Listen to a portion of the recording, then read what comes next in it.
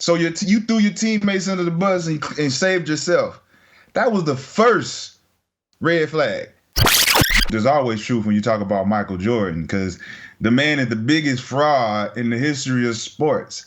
We're going to have to unpack this. This is the fire I'm going to start today because it's like Michael Jordan for years couldn't do no wrong. And then all of a sudden we see The Last Dance. And all the people who up until that point, like myself, was just champion Michael Jordan as being the guy that's just squeaky clean, couldn't do anything crazy. And now we found out that he was the one behind Isiah Thomas not being a part of the Dream Team. Him being the guy that created a disappointing legacy for the ending of Isiah's career just because he didn't like him. And that alone showed that Michael Jordan on The Last Dance told the world that he had nothing to do with that. But there's audio clips of Michael Jordan saying he's not playing on that team if Isiah's on their team. So everything that Scotty's showing the world right now is showing from that Last Dance film to all of the absurdities of him saying that I seen them guys in there smoking coke and doing lines and smoking weed. I said, I'm out of there. Really, Michael Jordan? Really, Michael Jordan? You didn't? So you threw your teammates under the bus and saved yourself. That was the first red flag. So then, as everything else unfolds, Scottie Pippen sitting there like, wow, really? This is all about you, the 6 championships? You did it, and we helped you? We didn't do it as a team? So right now, it looks bad on Mike because your lies are out. And if you could lie about Isiah Thomas, that means you could have lied about the gambling thing.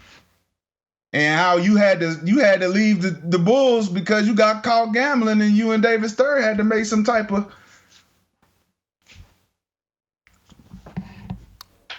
Rashad, you played at North Carolina.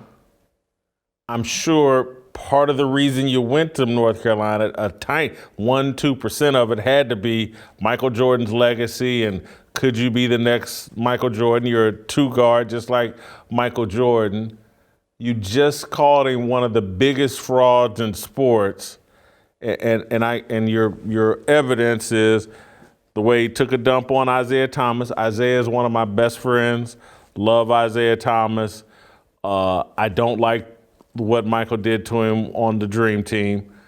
You just pointed, he did during the Last Dance documentary, throw out allegations that when he joined the Bulls, the guys were, more interested in drugs and partying and strip clubs and all that than winning. And that was a effed up deal. And now you have Scottie Pippen calling him out, but is there more? Walk me through how a former North Carolina Tar Heel who won a national champion just like Michael Jordan, give me a bit more context on why you think he's a fraud. Have you always thought this way? Have you had interaction with Michael Jordan that didn't go well? I mean, again, I'm not a Michael Jordan homer. I think he did Kwame Brown dirty Yes. in Washington. And so there have been a lot of unflattering things come out about Mike here recently in the past year or two.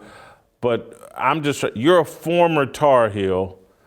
You surely spent some time wanting to be the next Michael Jordan. And for you to call him a fraud, that carries some weight. Could you just elaborate a bit more? Well, yeah, man, I never championed Michael Jordan beyond Kobe Bryant, and that's on record. So when I went to University of North Carolina, I had to wear 32 because I couldn't wear 23. And I went to the University of North Carolina because he went there. And not because I was a fan of his, because he had a legacy that I wanted to outrun. And if he would have went to Michigan State, I'd have went to Michigan State. It didn't matter. It was about who was champion the best at the time. Mike was the best. When I got to North Carolina, he was the Jesus and I became the Antichrist. So immediately there was him and me.